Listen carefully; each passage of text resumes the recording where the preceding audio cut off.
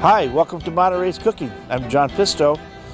I'm coming to you from Monterey's breakwater, folks. And as you can see behind me, there's a lot of things to do here. One of them is scuba divers. You know, we get scuba divers from all over California, and from what I hear, all over the world that come here to dive in our Monterey Bay. You know, being that it's a sanctuary now, you can look all you want, but no takey. But on weekends, this place is just jammed with people. Isn't it beautiful? Behind me, there's seals and sea otters and all this activity. And if we go to our other side, there's Cannery Row, and it's at one time these were all canneries that were canning sardines, and those were a staple in the old days. Everybody had sardines, and now they're back too. So we're trying to popularize them again. I know we serve them in our restaurant. You have to ask for them. But anyway, just thought I'd give you a little shot of Monterey down here early in the morning. Just starting to wake up. The haze is just starting to burn off. Temperature's just perfect. It's one of my favorite places. I grew up here. When I was a kid, I was running up and down this place, being chased by everybody, catching a lot of fish. So these are my stomping grounds. Well, enough talking. Let's go get something to eat now.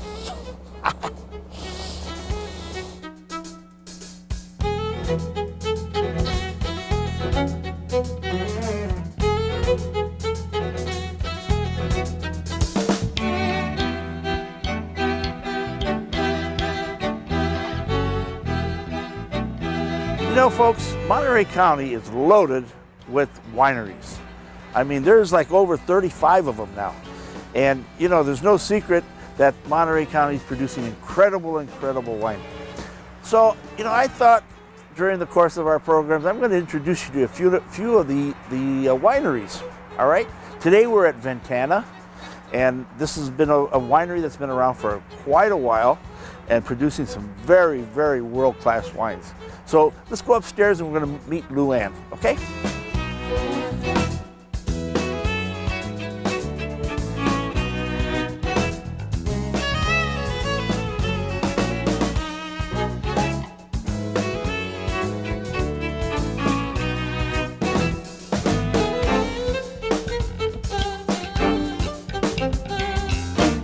Well, folks, let me introduce you to Doug and Luann Meter. Doug, Luann, always a pleasure to see you folks.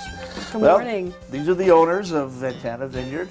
And, give us a little story about Ventana Vineyard. Now, I know you started in '72 and you pioneered a lot of grapes. And the growing, the way you grow them, the way you trim them. And, you are real pioneers here, both of you. Well, Monterey was a brand new region in those days, as you know, for wine, and we were mainly vegetable and cattle country here. And when grapes got started here, we had a lot of learning. Monterey has a very unique climate and situation, and so a lot of things had to be relearned.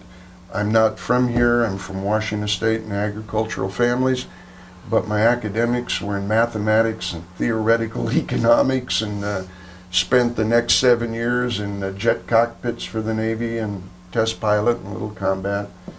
So I basically brought aerospace mentality to viticulture, and a lot of the things that we've developed at Ventana have changed the face of the industry to the better. And Monterey is now happily recognized as one of the superb wine regions of the world. How many wines are you folks producing now? Well, as a research vineyard, we produce a lot of things that we're still exploring, but as direct commercial wines, perhaps 6 whites and 3 reds. Wow, okay, that's a lot of wine. Now, the unique situation here is that you grow it and Luann sells it.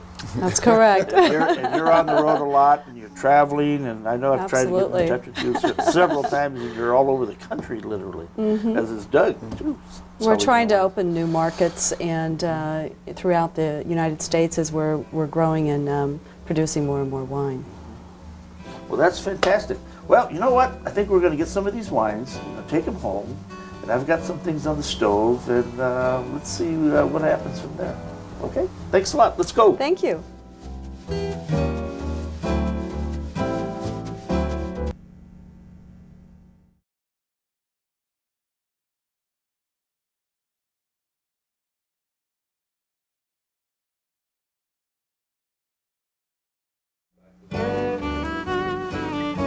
Well, you know what? I always enjoy going to tasting rooms. Believe me. You know, over the years, folks, you know, I do a lot of entertaining, of course, which I enjoy a lot. One of the favorite dishes that I've done here, and you know, maybe almost every third Sunday of the month, I make a pasta with a meat sauce. Now, this is no ordinary pasta with meat sauce. This is a little involved, and I want to show it to you today because so many people have asked me how it's done. It takes a little time, but I'll tell you, the results are absolutely incredible. And if you really love to cook, this is the type of dish that you can make for your family or your friends, and you'll make it over and over and over again, okay? Now let me show you what my ingredients are going to be. I've got a piece of chuck roast, all right? Bone in is okay too. I've got a country style spare rib, real thick and meaty, and I've got spare ribs, pork, and we're using Italian sausage, all right, that have been boiled. Okay, you gotta boil them, all right? And I'll show you why in a minute. Okay, what we're gonna do is you gotta saute everything first to bring out the flavor. If you don't saute it, you just throw it in there, it just does not taste the same. So this has got to be nice and hot. In the meantime, I'm going to get the tomato sauce part going, all right? Now this is, you know, to make pasta sauce, you just can't go grab a can of tomatoes, fry some garlic and throw it in, and you're going to have sauce. It doesn't work that way. Now, you could probably buy the stuff that's already made, but there's a big difference. You know, you've got crushed tomatoes, you got whole tomatoes in juice, you got tomatoes in puree. I mean, there's a whole combination, okay? So when you're making this kind of sauce, you have to start off with something with tomato that's very thin, okay? Because this is gonna cook for about 3 hours, because this stuff is pretty tough, okay? These things, when we're finished, this stuff's gonna fall right off the bone, okay? Now, let me get my little bottle of oil here. Okay, this is olive oil. And some oil in here. Okay, this is going to be for the sauce. This is for sauteing. We're going to do both at one time. The chopped onion. Measure carefully 2 handfuls.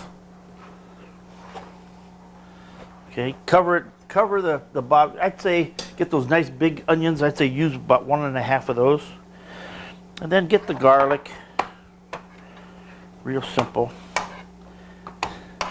Now, you know, I remember this happening almost every Sunday at my house, my mom's house, and the smell in the neighborhood.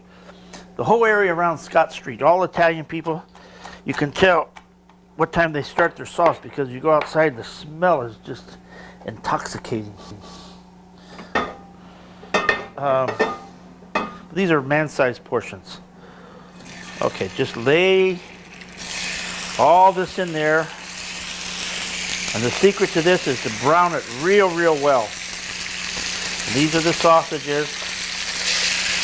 Whoa. Okay, now you notice I'm not using any meatballs. We're going to save that one for another show. And we're going to call that the meatball competition. And who can make the best, because it's a big deal to make a decent meatball, believe me. Okay, see where we take it to this point? See what we're talking about? Here's the flavor. The big word in the culinary circles now is caramelize. Everything's caramelized. Caramelize the pork and caramelize this. It's always been called browning. Now it's caramelized. It's okay. Okay, now, you see where this is? Just starting to brown around the, or just starting to caramelize around the edges. Okay, can of tomatoes. These are called number 10 cans. Now I'm using a 6-in-1. These are pretty good.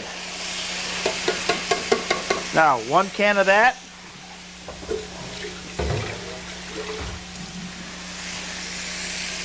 And about a quarter of a can of water. Now, like I said, I want this on the thin side because this has got to cook for a few hours.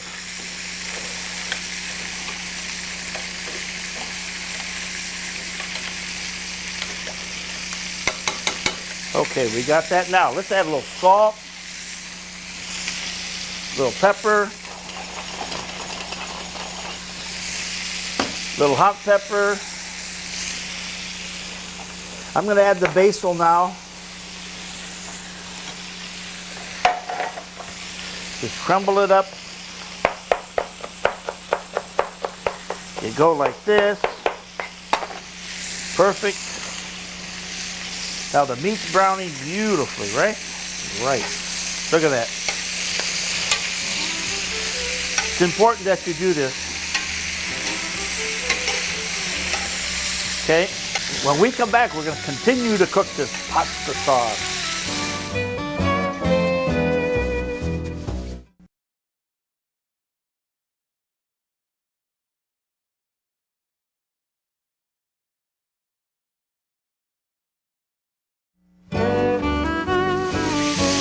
Okay, when this gets nice and brown, what I like to do is I get some good red wine.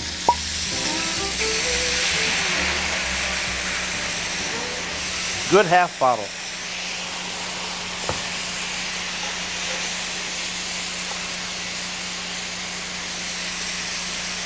We're going to reduce that down. So right now we're going to put that meat right in this tomato sauce. I put a little bit too much wine. That's okay. We'll reduce it down. Good for the wineries, folks. Gotta help them out.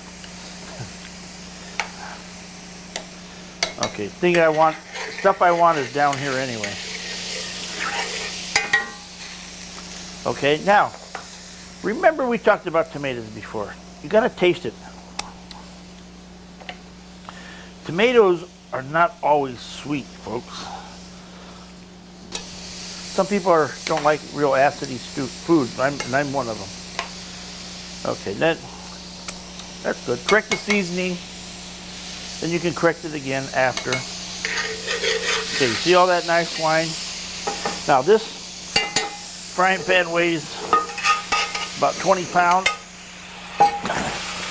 And unless your wife is a professional wrestler, use 2 hands. It's heavy. Okay. See that? Now, what you do, very important now, stir this up real good. See, you think this is thin, but it's not. You get the lid, you bring this to a boil, and then you put it on very, very low. You let this cook for about 2 or 3 hours, and we'll be checking it, and of course, every half hour or so you give it a shot and stir it so it don't stick to the bottom, and then we'll start thinking about our pasta. Okay.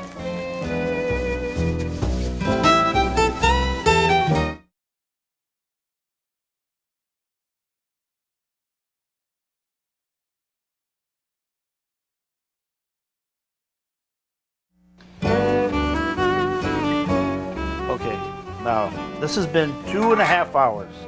Now look what we have here. Now if you watch a lot of these gangster movies and Hollywood stuff, you know this is called gravy, it's called tomato sauce, it's called pasta sauce, it's called ragu. We call it plain old meat sauce. Now let me show you what happened to that chuck roast. Oh no, this is a spare rib. Now look at it. Can you see what's happened to that? Look at this. Look at this. You know how tender that's going to be? Now everyone fights over this one. Now, we know this is ready. We go to the pasta. The most mistake I see that people make when they make a pasta is they don't put enough salt in the water. You've got to put a lot of salt in the water. Now, this pasta is a penne, which goes great with this. Would I serve a linguine with it or capellini? No, this is not the right kind of sauce for that. Okay, I did know something I did learn something in Italy. Do you know why there's so many pasta shapes in Italy? Anyone know that? Because they eat pasta so much that it made it interesting. Otherwise, they'd be bored. Okay, that's the truth. Believe it? I believe it. Okay, this takes about 7-8 minutes or so. You know, most pasta packages have the cooking times right on the box. They tell you. Okay, this is going to take 7-8 minutes.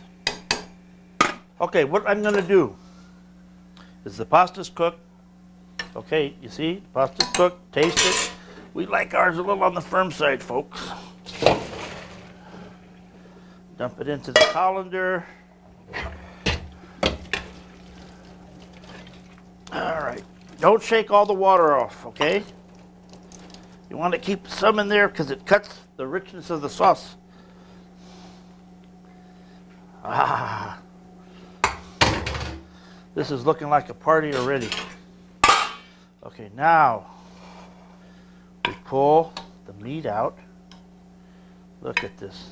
Just barely holds together. There's the beef, the sausage. Look at this. Oh boy, anybody hungry? That's a small hungry. And the beef, see, this is what it's supposed to do. See that? It's supposed to fall right off of that bone. Okay. Now, let's get them over here. You know, we're going to do something different. Today, we're going to break all the rules. And we're going to taste some white wine with this. Now, all the Italians that are watching this are saying, "Wow, what is he, crazy?" Well, I'm going to tell you, I haven't tasted it yet. My friend Doug says it's good, so we'll see. It might be stupendo, we'll see. Doug swears by it. Okay. So now you have it. You have the meat, which is the second course, and you have the pasta, which is the first course. Now, let's dish up a little pasta. All right. Doug, man your forks. Here we go. Oh, thank you, John. All right. Now, we're going to pour a little red wine and a little white. Now, we're using, Doug, we're going to use your Merlot. Oh, fantastic, John. We're going to pour some Chardonnay. All right. And we're going to see if the Chardonnay works. Now, we know the red's going to go beautifully. Now, this is, I've used the same one, the wine that we used in the sauce. Well, we can leave the cord on there. That's All usually right. the best move, is to use Okay. the same wine that you use in making the Yep. sauces. Okay, so now what do we taste first? Oh, Which- I've already snuck a taste. Okay, let's do the pasta. I know it's going to be good. Perfect, John.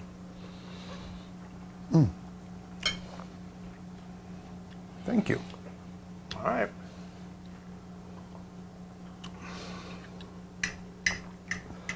Okay. Now, what do you think of that acid working with the richness of that sauce? Keep in mind, I don't have to agree with them. Well, being Italian, I wouldn't think you'd agree on a white wine. Well, you know what? It's not bad. It really isn't. It really is. It's very good. Boy, it brings out the creaminess of the wine, though, doesn't it? Sometimes it's nice to break the rules. You know what? I like to break the rules.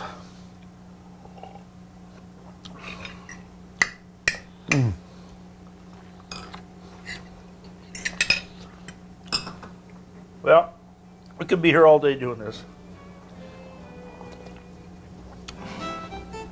You know what? It does work.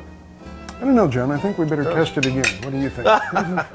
I got more shows to do.